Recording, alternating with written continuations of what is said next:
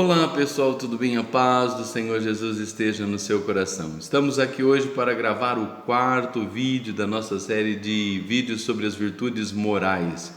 No terceiro vídeo nós vimos a parte integrante da virtude da temperança. E dentro desta parte integrante vimos a virtude da vergonha e a virtude da honestidade. E se você não viu esse vídeo aí, o terceiro vídeo, veja para que você tenha uma ideia aí do que é essa virtude da vergonha e da honestidade que integram a virtude da temperança, ou seja, exerce aí ajuda, auxilia no exercício da virtude. Hoje nós vamos ver a parte subjetiva da virtude da temperança.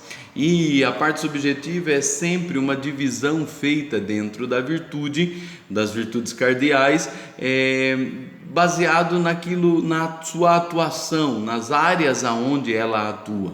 A virtude da temperança, nós temos dois grupos. O grupo então que se refere ao gosto e o grupo que se refere ao tato. Então nós vamos ver as virtudes que compõem esses dois grupos aí agora. A primeira virtude então que está aí dentro do primeiro grupo, relacionada, referente ao gosto, é a virtude da abstinência. O que é a virtude da abstinência? É esta capacidade, esta graça de abster-se dos alimentos, em função, então, não só do nosso corpo, da saúde física, mas também do fortalecimento da alma. Ela é diferente da virtude natural ou adquirida da abstinência, né? Que qualquer pessoa pode ter quando faz aí uma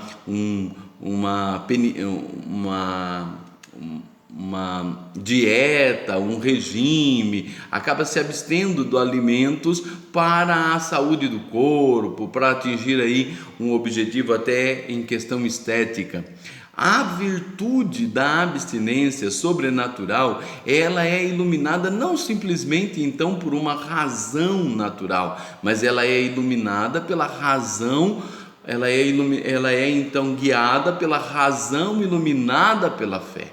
Não guiada simplesmente pela razão natural, mas pela razão iluminada pela fé, sempre assim.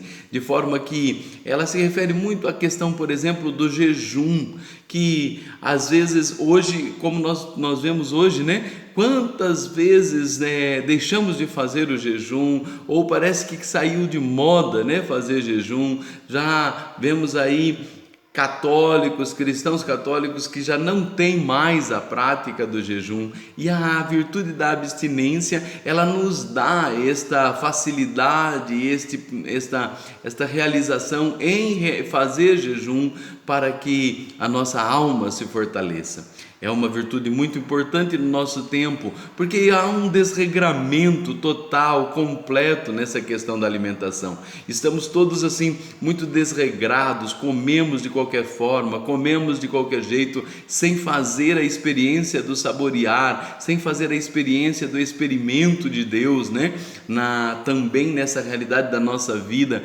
Então a virtude da abstinência vem colocar limites, vem moderar essa nossa tendência a tomar dos alimentos sem uma reflexão, ou mesmo aquela fraqueza, aquela falta de vontade, aquela falta de persistência, de perseverança nessa realidade do abster-se voluntariamente para o bem espiritual. Também dentro desse primeiro grupo aí nós vimos a virtude da sobriedade. E o que vem a ser a virtude da sobriedade? Se enquanto a abstinência ela se aplica na questão dos alimentos, a sobriedade está muito ligada à questão do beber.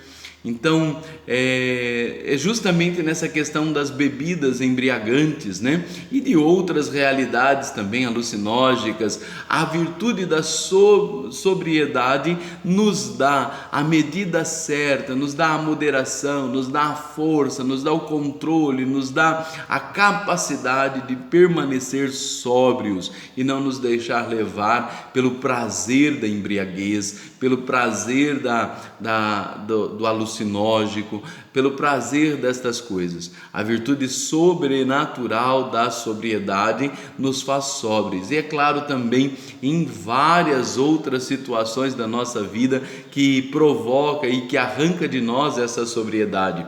Ela atua ali nos dando esse equilíbrio, inclusive na questão do divertimento, das festas. Quantas vezes nos deixamos levar pelo prazer da festa, da bagunça, e perdemos, a sobriedade, perdemos esse controle, essa atuação da razão sobre nós. Então a virtude da sobriedade muito importante aí nesse aspecto.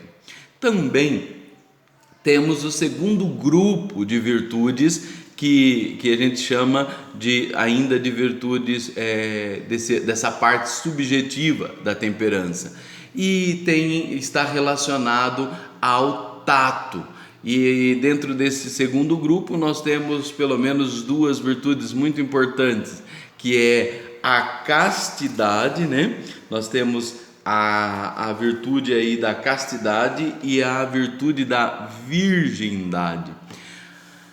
É claro que nesse vídeo, em poucos minutos, eu não conseguiria trabalhar com vocês a extensão da castidade. A castidade hoje, até por ser uma virtude que é muito requerida por conta das situações em que nós vivemos, por conta deste mundo tão sensualizado, em que nós vivemos, a virtude da castidade ela é muito requerida, é muito necessária, muito importante para aqueles que querem viver de forma pura, adequada, segundo os mandamentos de Deus.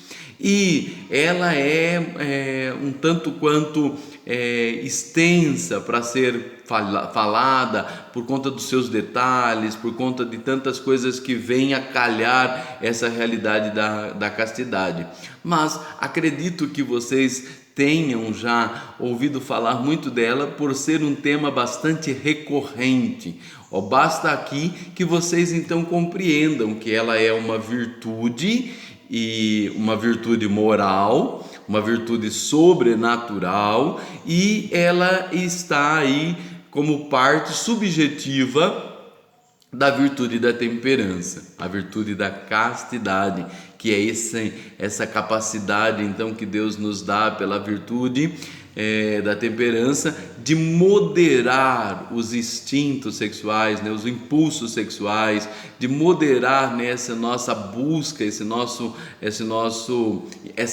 nossa inclinação para os prazeres da sexualidade.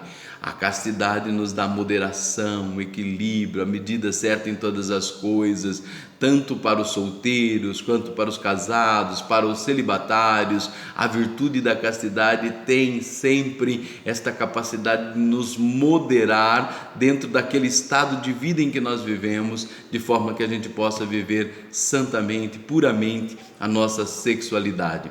Também aqui citada a virtude da virgindade, que é justamente esta virtude, esta perseverança em manter-se em continência, manter-se sem o experimento, a vivência do ato sexual, tanto pelos solteiros, ou seja, todos aqueles que ainda não casaram e que guardam a virgindade até o matrimônio, mas também aqueles que se dedicam ou que se entregam a Deus numa consagração celibatária, na vivência do celibato. É uma virtude sobrenatural, veja bem.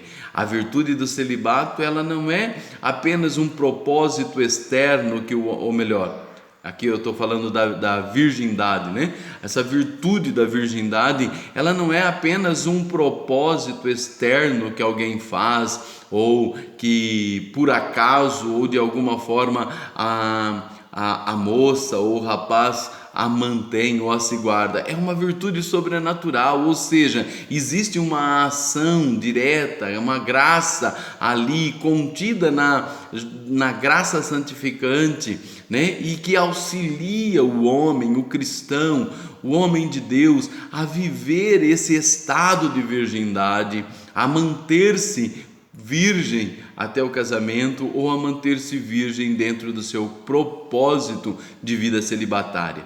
Isto é uma beleza saber disso. Então todas essas virtudes são essas 4 virtudes citadas hoje, né? A abstinência, a sobriedade, a castidade e a virgindade compõem aí esta parte subjetiva da virtude da temperança. Deus abençoe você e até um próximo vídeo, se Deus quiser.